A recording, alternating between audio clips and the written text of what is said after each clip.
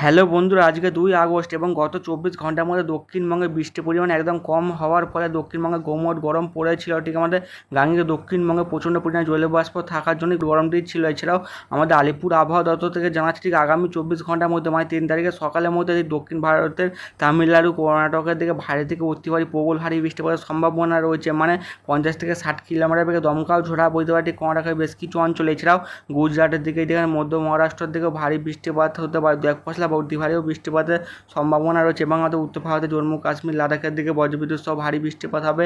এদিকে আমাদের আসাম, মেঘালয়, নাগাল্যান্ডের দিকে বজ্রবিদ্যুৎ সহ ভারত থেকে দু এক পশলা অতি ভারী বৃষ্টিপাতের সম্ভাবনা রয়েছে। এবং আমাদের উত্তরবঙ্গের দিকে অতি ভারী বৃষ্টিপাতের সম্ভাবনা রয়েছে। এছাড়াও আমাদের অরুণাচল প্রদেশের দিকে ভারী বৃষ্টিপাত হতে পারে। এছাড়াও আমাদের গাঙ্গে দক্ষিণবঙ্গে আগামী 24 ঘন্টার মধ্যে হালকা থেকে মাঝারি এবং 2-1 পশলা বজ্রবিদ্যুৎ সহ বিক্ষিপ্ত ভারী বৃষ্টিপাতের সম্ভাবনা রয়েছে। এছাড়াও আমাদের আলিপুর আবহাওয়া দপ্তর থেকে জানাচ্ছে ঠিক আমাদের 8 থেকে 9 তারিখের মধ্যে দক্ষিণবঙ্গের দিকে ভারী বৃষ্টিপাতের সম্ভাবনা রয়েছে বিশেষ করে।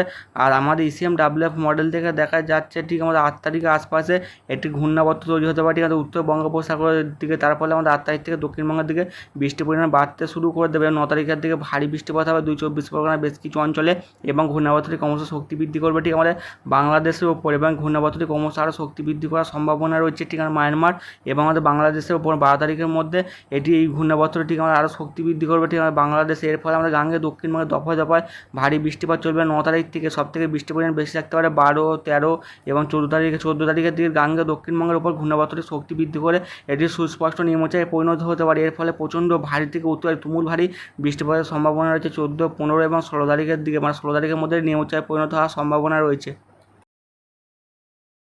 ECMWF মডেল দেখে দেখা যাচ্ছে আজ ঠিক বেলা 10টার দিকে দক্ষিণবঙ্গের দিকে হালকা থেকে মাঝারি বিক্ষিপ্ত হারে বৃষ্টিপাত হতে পারে তমলুক, বেলদার বেশ কিছু অঞ্চল এবং কলকাতার দিকে আংশিক মেঘলা থাকবে এবং 2 চব্বিশ পরগনার দিকে আংশিক মেঘলা, তারই মধ্যে হালকা আকারে বৃষ্টিপাতের সম্ভাবনা রয়েছে। তারপরে বেলা 10টা থেকে 11টার মধ্যে ঠিক আছে উড়িষ্যার ভদ্রকের দিকে, কটকের দিকে, ভুবনের দিকে, এছাড়া আমার পুরীর বেশ কিছু অঞ্চলে ভারী বৃষ্টিপাতের সম্ভাবনা রয়েছে। এবং আজ বেলা 10টার দিকে উত্তরবঙ্গের জলপাইগুড়ি, আলিপুরদুয়ার দিকে দফায় দফায় ভারী বৃষ্টিপাতের সম্ভাবনা রয়েছে। তবে আজ দুপুরের পর থেকে দক্ষিণবঙ্গের দিকে বৃষ্টির পরিমাণ বেড়ে যাওয়ার সম্ভাবনা রয়েছে। মানে বজ্রবিদ্যুৎ সহ বিক্ষিপ্ত ভারী বৃষ্টিপাত হতে পারে ঠিক আমাদের পশ্চিমের কয়েকটি জেলা ঠিক আমাদের বাঁকুড়া, খড়গপুর, পুরুলিয়ার দিকে, এছাড়াও আমাদের চন্দ্রকোনা, সারেঙ্গার দিকে, এদিকে ঝাড়গ্রাম 2, মেদিনীপুর, এছাড়াও দক্ষিণ 24 পরগনা, উত্তর 24 পরগনা, কলকাতা, হাওড়া, হুগলি, নদীয়ার দিকে বজ্রবিদ্যুৎ সহ বিক্ষিপ্ত ভারী বৃষ্টিপাত হতে পারে। এছাড়াও আমাদের বাংলাদেশের ঢাকা, বরগুনা, রাজশাহী, ময়মনসিংহ মানে গোটা বাংলাদেশ জুড়েই ভারী বৃষ্টিপাত চলতে পারে। এছাড়াও আমাদের পশ্চিমের কয়েকটি রাজ্য ঠিক আমাদের গুজরাট, আসামের গুজরাটের দিকে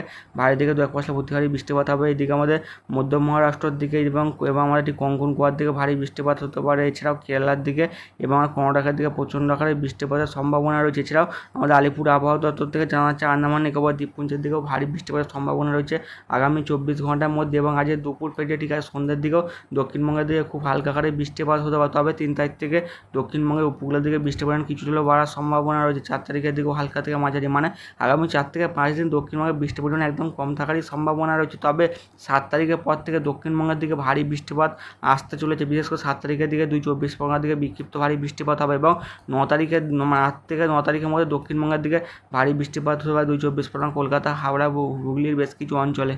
এবং ঠিক 9 থেকে 10 তারিখের মধ্যে যে ঘূর্ণাবর্তটি তৈরি হবে ঠিক আমাদের উত্তর বঙ্গোপসাগর তা ক্রমশ শক্তি বৃদ্ধি করতে পারে 11 তারিখের দিকে। এবং 11 তারিখের দিকে এর ফলে 2 চব্বিশ পরগনা, কলকাতা, হাওড়া, হুগলির দিকে ভারী থেকে অতি ভারী বৃষ্টিপাত হবে। এবং এই ঘূর্ণাবর্তের ফলে বাংলাদেশের উপকূলের দিকে প্রচণ্ড ভারী বৃষ্টি পড়ে, বেশ কিছু অঞ্চলে বন্যা পর্যন্ত তৈরি হওয়ার সম্ভাবনা রয়েছে। এবং প্রচণ্ড পরিমাণে গাঙ্গে দক্ষিণবঙ্গ জলীয়বাষ্প ঢুকবে ঠিক 11 থেকে 12 তারিখ অবধি। সবথেকে বৃষ্টির পরিমাণ বেশি থাকতে পারে 12 থেকে 13 তারিখের দিকে। বিশেষ করে 12 তারিখ এবং 13 তারিখের দিকে দক্ষিণবঙ্গের প্রবল ভারী বৃষ্টিপাতের সম্ভাবনা রয়েছে এবং বেশ কিছু অঞ্চলে দক্ষিণবঙ্গে বন্যা পর্যন্ত তৈরি হতে পারে। এবং 14 তারিখের দিকেও তুমুল ভারী বৃষ্টিপাত হবে। মানে 14 তারিখের দিকে পুরো ভাসানোর মতো বৃষ্টিপাত হওয়ার সম্ভাবনা রয়েছে। 15 তারিখের দিকে এই নিম্নচাপটি ক্রমশ পশ্চিম দিকে অগ্রসর হবে। এর ফলে ঝাড়খণ্ড, এদিকে বিহার, উড়িষ্যার দিকে ভারী থেকে অতি ভারী তুমুল ভারী বৃষ্টিপাতের সম্ভাবনা রয়েছে।